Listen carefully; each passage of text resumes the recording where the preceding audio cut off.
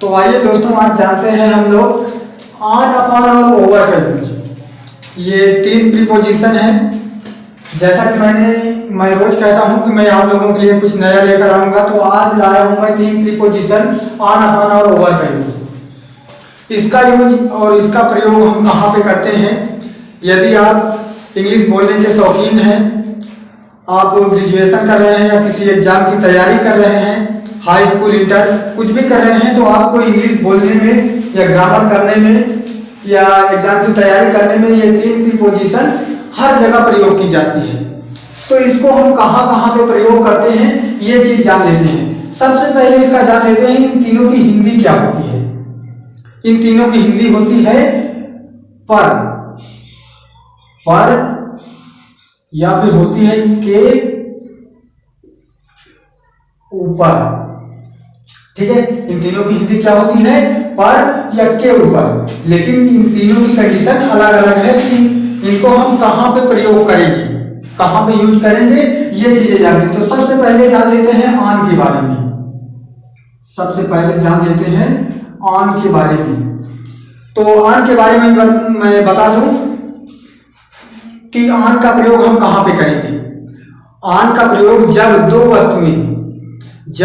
दो वस्तुएं आपस में एक दूसरे को फिजिकली टच करें।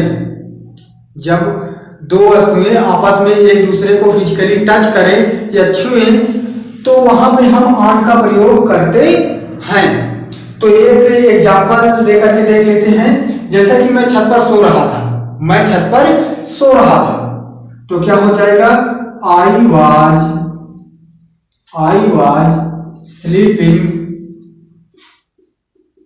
was sleeping on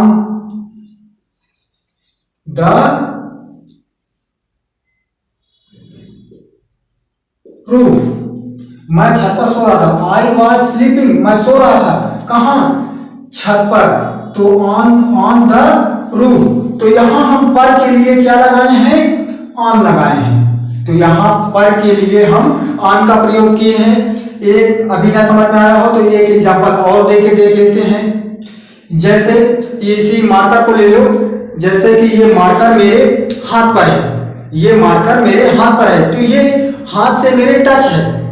तो हम इसको जैसे अगर इंग्लिश में बोलना हो कि मार्कर मेरे हाथ पर है, तो कैसे बोलेंगे या कैसे करेंगे, मैं लिख कर बता दे रहा हूं। द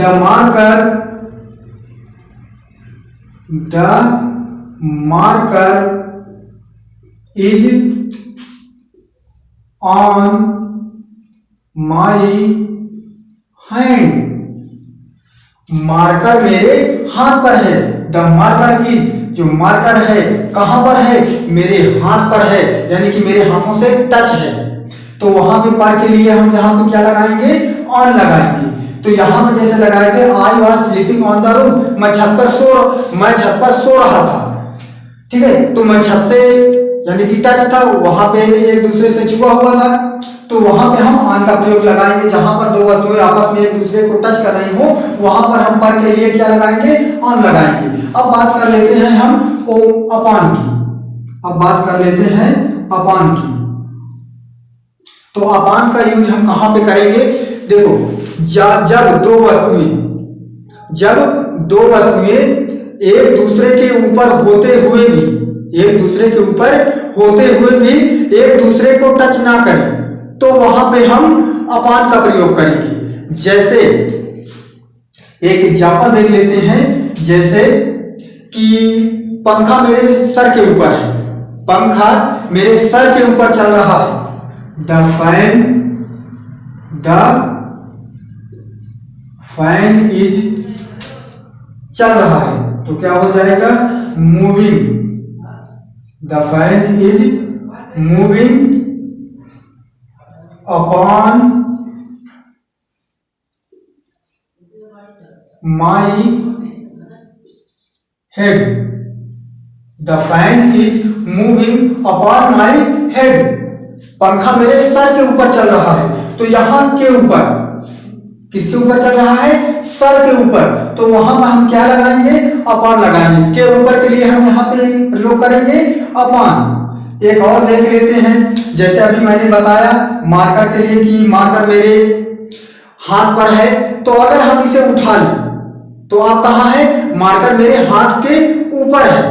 अगर रख दें तो क्या है, मार्कर मेरे हाथ पर है। तो इसे उठा लिए, मार्कर मेरे हाथ के ऊपर है, यानी कि ऊपर है, एक दूसरे के ऊपर तो है लेकिन एक दूसरे को टच नहीं कर रहे हैं। तो अगर मार्कर हाथ के ऊपर है तो हम यहाँ पे क्या करेंगे, the marker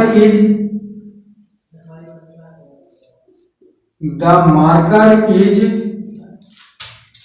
upon my hand. जो मार्कर है वो मेरे हाथ के ऊपर है, ना कि मेरे हाथ पर, यानी कि टच नहीं है, मेरे हाथ के ऊपर है, तो एक दूसरे से टच नहीं हो रहे हैं। तो यहाँ पे हम के ऊपर के लिए क्या लगाएंगे, अपॉन लगाएंगे। अब बात करते हैं ओवर की। अब बात करते हैं ओवर की। अब जैसे अब ओवर कहाँ पे लगाएंगे, ओवर वहां पे लगाएंगे जब दो वस्तुएं एक दूसरे के ऊपर हो और टच ना हो, लेकिन दूसरी वस्तु गतिशील अवस्था में हो। दो वस्तुएं एक दूसरे के ऊपर हो लेकिन जो दूसरी वस्तु हो वो गतिशील अवस्था में हो, यानी कि वो गति कर रही हो, तो वहां पे हम क्या लगाएंगे, ओवर लगाएंगे। जैसे एग्जांपल देख लेते हैं कि हेलीकॉप्टर मेरे सर के ऊपर उड़ रहा है, तो क्या हो जाएगा, the helicopter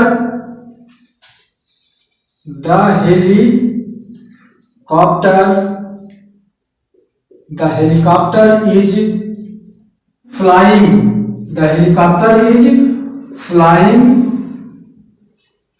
flying over my head, यानी कि हेलीकॉप्टर मेरे सर के ऊपर उड़ रहा है। तो अगर हेलीकॉप्टर उड़ रहा है तो वो गति कर रहा है, गतिशील अवस्था में, उसके ऊपर के लिए हम क्या लगाएंगे, ओवर। ठीक है, तो एक और देख लेते। अभी अगर कहो कि यहाँ पे जो पंखा था वो भी हमारे सर के ऊपर चल रहा था, लेकिन वहां पे चल रहा था, लेकिन जो पंखा था वो केवल एक जगह अपनी धुरी पे चल रहा था, तो वो गतिशील अवस्था में नहीं माना जाएगा। गतिशील अवस्था में तो तब माना जाएगा जब पंखा चलते हुए किसी और के घर चला जाए या पड़ोस में चला जाए और पड़ोस वाला देने आए, तब माना जाएगा कि वो गतिशील अवस्था में था। लेकिन पंखा अपनी धुरी पे चल रहा था, ये एक जगह पे घूम रहा था, तो उसे गतिशील अवस्था में नहीं माना जाएगा। ठीक है, तो समझ में आया, the helicopter is flying over my head. तो एक एग्जांपल और ले लेते हैं, ना समझ में आया हो।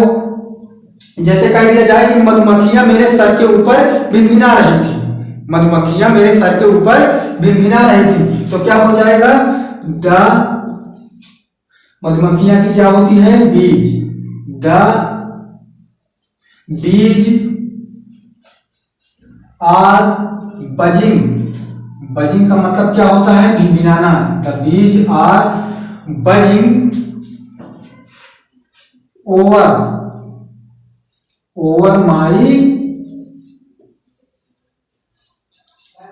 Head. The bees are buzzing over my head, यानी कि मधुमक्खियां मेरे सर के ऊपर भिनभिना रही हैं, तो के ऊपर के लिए हम यहाँ पे क्या लगाएंगे, ओवर। ठीक है, तो जैसा कि मैंने बताया कि ऑन का प्रयोग हम कहाँ पे करेंगे, जब दो वस्तुएं एक दूसरे से फिजिकली टच होती हों, जब दो वस्तुएं एक दूसरे के ऊपर फिजिकली टच होती हों तो वहां पे हम ऑन का प्रयोग करेंगे।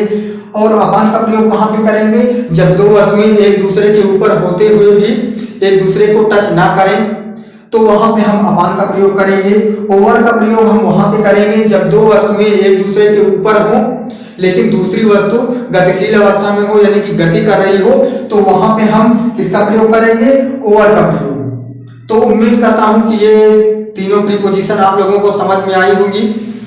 तो यदि अगर वीडियो पसंद आए तो उसे लाइक कमेंट करिए। जहां पे आपको ना समझ में आए, डाउट हो, वहां पे कमेंट में मुझसे आप लोग पूछ सकते हैं।